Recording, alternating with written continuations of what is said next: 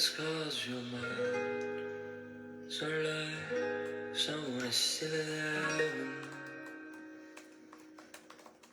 And it's 'cause you're mine. You want me dragged into the night.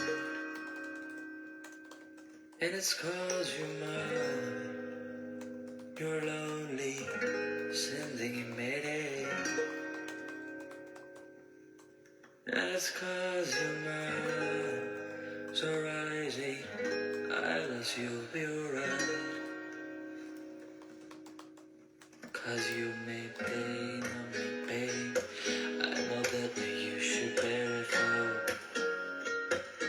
You shoot me hard, call me fly. Keep on pushing, but you bear it all.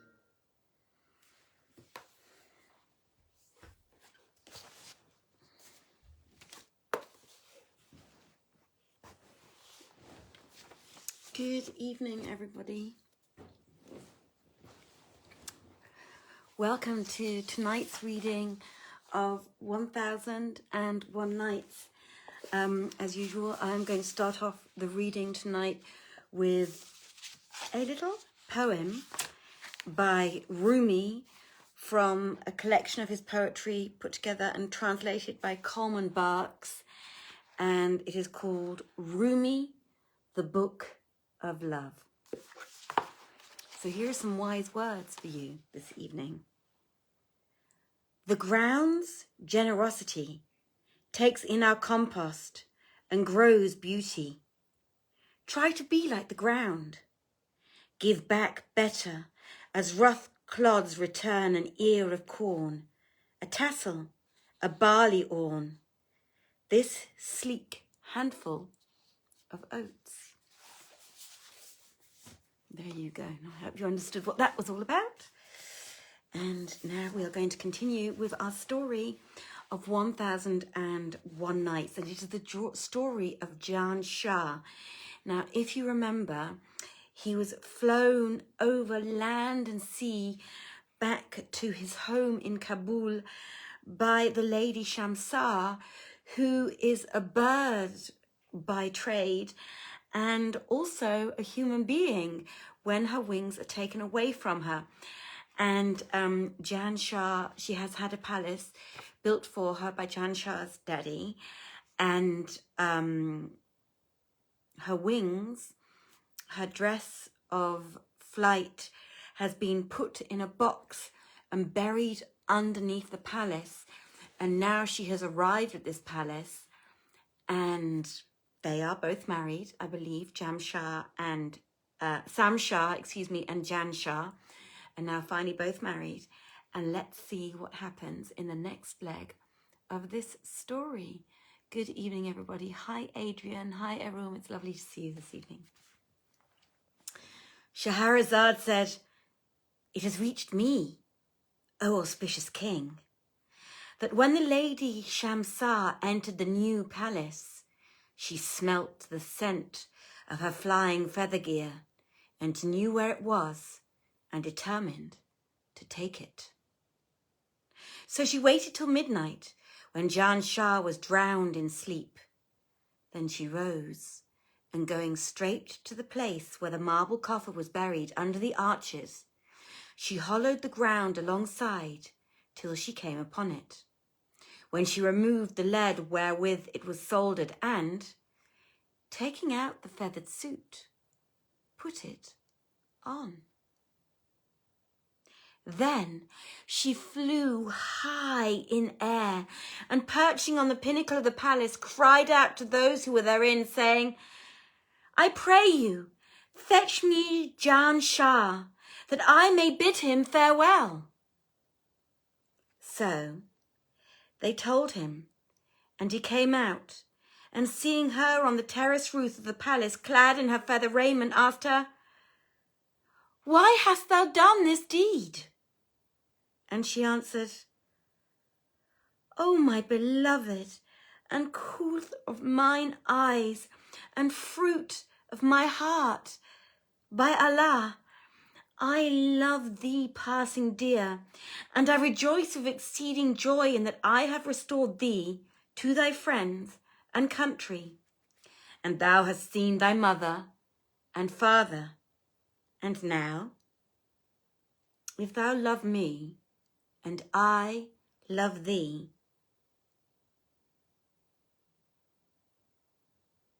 come to me at Takni, the castle of jewels.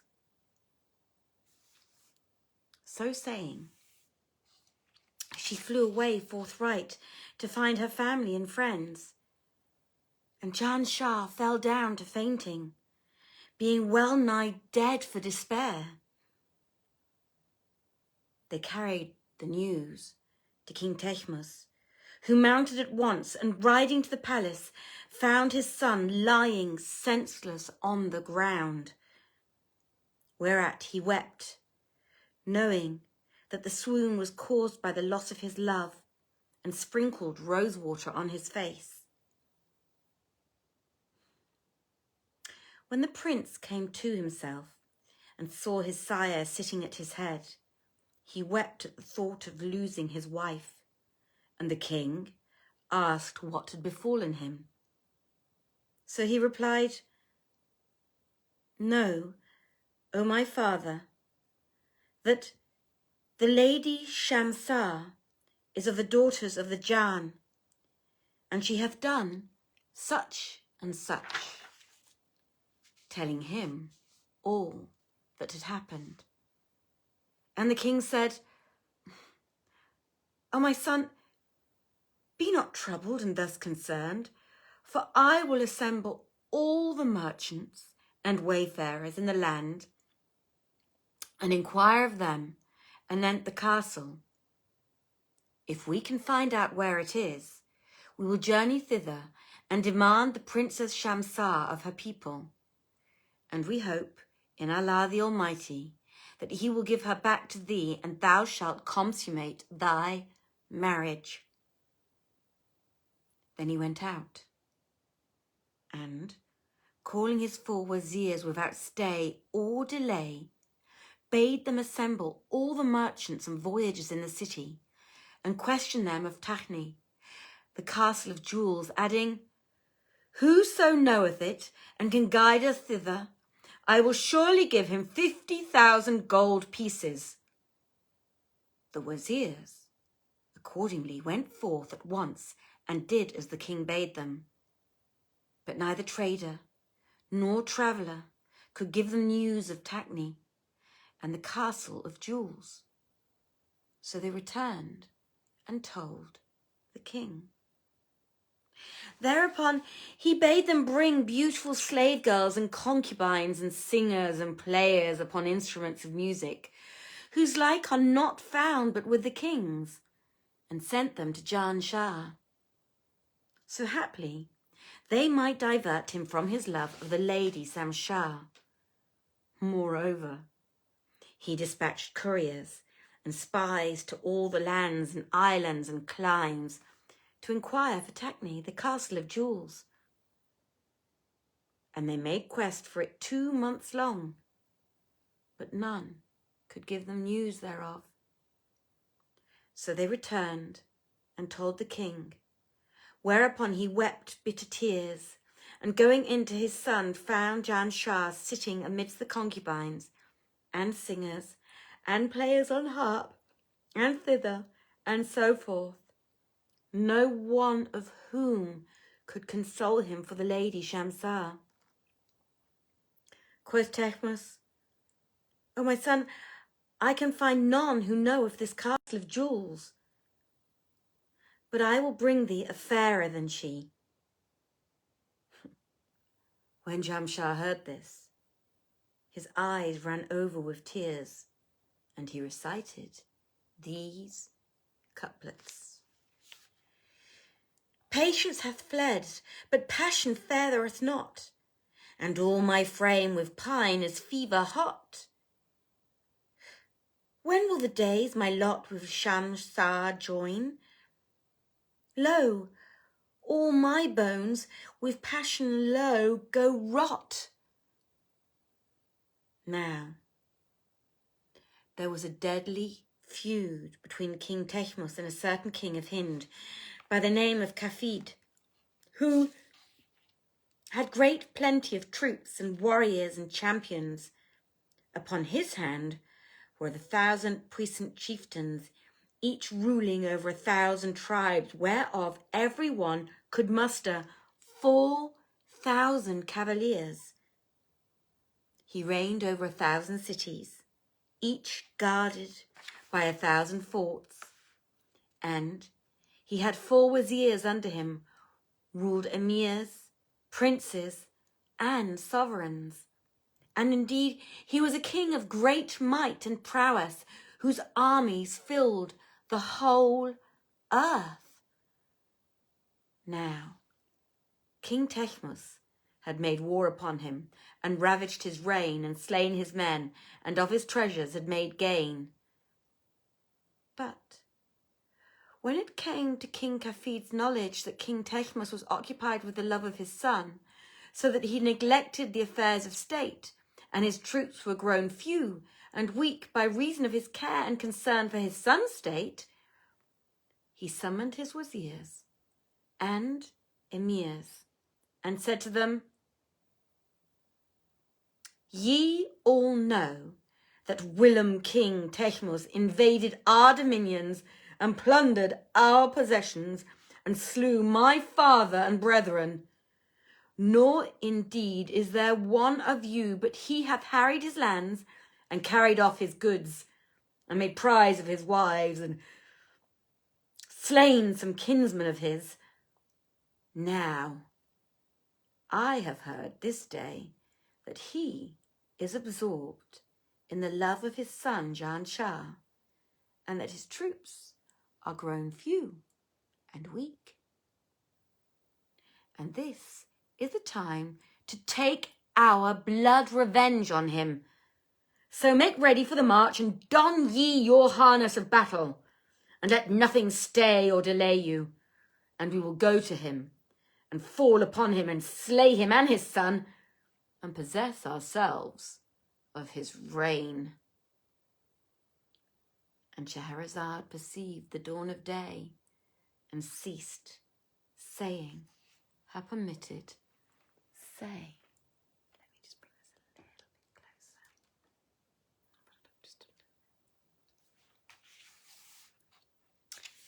Now, when it was the 517th night, she continued, "It hath reached me, O auspicious king, that Kafid, king of Hind, commanded his troops and armies to mount, and make for the dominions of King Techmus, saying, Get ye ready for the march, and don ye your harness of war, and let nothing stay or delay you. So we will go to him and fall upon him, and slay him and his son, and possess ourselves of his reign." They all answered with one voice, saying, "We hear and obey," and fell at once to equipping themselves and levying troops. And they ceased not their preparations for 3 months. And when all was in readiness, they beat the drums and sounded the trumpets and flew the flags and banners. Then King Kafid set out at the head of his host, and they fared on till they reached the frontiers of the land, of Kabul, the dominions of King Techmus, where they began to harry the land and do havoc among the folk, slaughtering the old and taking the young prisoners. When the news reached King Techmus, he was wroth with exceeding wrath, and assembling his grandees and officers of state, said to them, "Know that Kafid hath come to our land and hath entered the realm we command, and is resolved to fight us hand to hand. And he leadeth troops and champions and warriors, whose number none knoweth save Allah Almighty. What deem ye?" Replied they, "O King of the age, let us go out to him and give him battle, and strive him forth of our country, and thus deem we. So he bade them prepare for battle, and brought forth to them hauberks, and cuirasses, and helmets, and swords, and all manner of warlike gears, such as lay low warriors, and do to death the champions of mankind. So the troops and braves and champions flocked together, and they set up the standards, and beat the drums, and sounded the trumpets, and clashed the cymbals, and piped on the pipes. And King Tehmus marched out at the head of his army to meet the hosts of Hind. And when he drew near the foe, he called a halt, and encamping with his host in Zaran Valley, hard by the frontier of Kabul, dispatched to King Kafid by messenger the following letter. Know that what thou hast done is the doings of the villain rabble, and wert thou indeed a king, the son of a king, thou hast not done thus, nor hast thou invaded my kingdom and slain my subjects and plundered their property and wrought unright upon them. Knowest thou not that all this is the fashion of a tyrant? Verily, had I known that thou durst harry my dominions, I had come to thee before thy coming, and had prevented thee this long while since. Yet, even now, if thou wilt retire and leave mischief between us and thee, well and good. But if thou return not, meet me in the listed field, and measure thyself with me in cut and thrust. Lastly, he sealed his letter and committed to an officer of his army, and sent with him spies to spy him out news. The messenger fared forth with a missive, and drawing near the enemy's camp, he descried a multitude of tents of silk and satin, with pennons of blue sendal, and amongst them a great pavilion of red satin, surrounded by a host of guards. He ceased not to advance till he made this tent, and found on asking that it was that of King Kafid, whom he saw seated on a chair set with jewels in the midst of his wazirs and emirs and grandees. So he brought out the letter, and straightway there came up to him a company of guards, who took it from him and carried it to the king. And Kafid read it and wrote a reply to this purport. After the usual invocations, we let King Tehmus know that we mean to take our blood revenge on thee, and wash out our stain, and waste thy reign, and rend the curtain in twain, and slay the old men, and enslave the young men. But tomorrow come thou forth to combat in the open plain, and to show thee thrust and fight will I deign. Then he sealed the letter and delivered it to the messenger, who carried it to King Tehmus.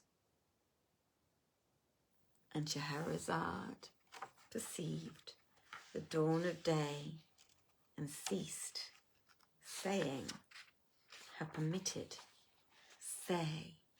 Now, when it was the 518th night, she said, "It hath reached me, O auspicious king, that King Kafid delivered the answering letter to the messenger, who carried it to King Tehmus, and delivered it after kissing the crown between his hands. Then he reported all that he had seen, saying, O king of the age, I espied warriors and horsemen and footmen beyond count, nor can I assist thee to the amount." When Tehmus read the reply and comprehended its contents, he was with furious rage enraged, and bade his wazir Ain-Zar take horse and fall upon the army of Kafid with 1,000 cavaliers in the middle watch of the night, when they would easily ride home and slay all before them. Ain-Zar replied, I hear and I obey, and at once went forth to do his bidding. Now, King Kafid had a wazir, Gatrafan by name, who bade take 5,000 horse and attack the host of King Tehmus in like manner. So Gatrafan did his bidding and set out on his enterprise, marching till midnight. Thus the two parties met halfway, and the wazir Gatrafan fell upon the wazir Ain-Zar. Then man cried out against man, and there befell sore battle between them till break of day, when Kafid's men were routed and fled back to their king in confusion. As Kafid saw this, he was wroth beyond measure, and said to the fugitives, Woe to you! What hath befallen you, that ye have lost your captains? And they replied, O king of the age, as the wazir Gatrafan rode forth to fall upon King Tehmus, there appeared to us halfway, and when night was half over, the wazir Ain-Zar with cavaliers and champions, and we met on the slopes of the Wadi Zaran, but ere we were ware, we found ourselves in the enemy's midst. Meeting I, and we fought a fierce fight with them from midnight till morning, many on either side being slain. Then the wazir and his men fell to shouting and smiting the elephants on the face till they took fright at their furious blows, and turning tail to flee, trampled down the horsemen, whilst none could see other for the clouds of dust. The blood ran like a rain torrent, and had we not fled, we had all been cut off to the last man.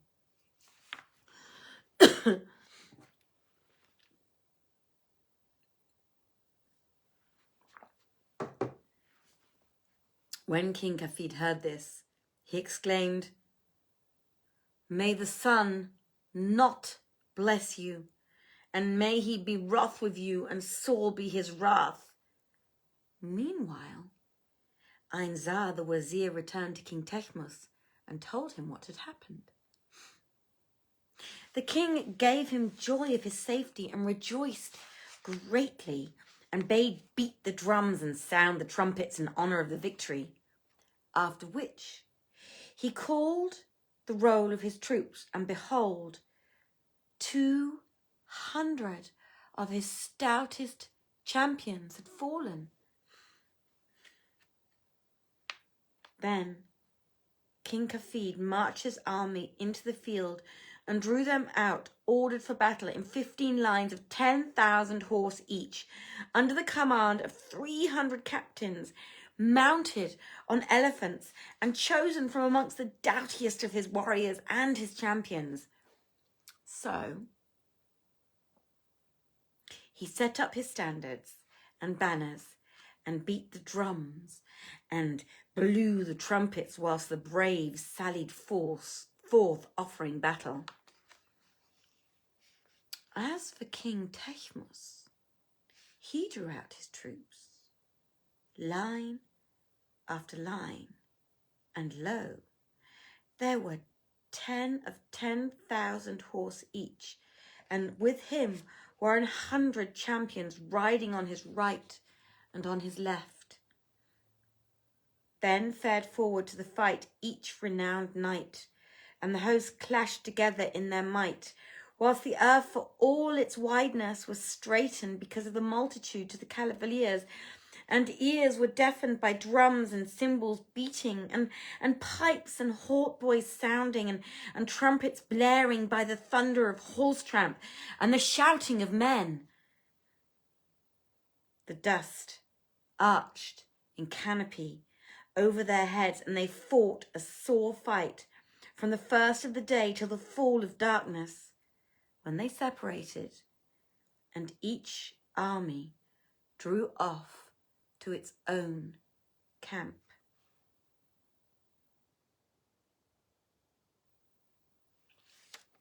And Scheherazade perceived the dawn of day and ceased saying her permitted say.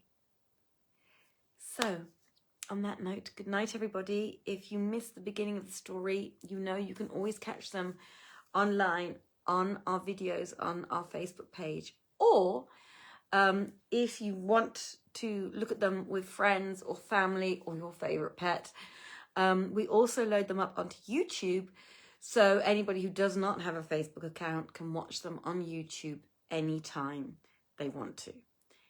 We wish you all, I wish you many blessings as usual, and I have to say I am not sure when I will be back this week. Maybe tomorrow. It depends on what's going on in my life. Unfortunately, I do apologise. I know the last 2 weeks we were supposed to be on every night, and we haven't been able to be because Samantha and I have just been so very, very busy, and organising rehearsals and programmes and so on and so forth, which of course is absolutely fantastic, which means that everything for the moment is remaining open, and we hope it's going to stay that way, which might mean that some of the readings are a little bit sporadic, but we will do our best to get to you when we can and continue the stories of 1001 Nights.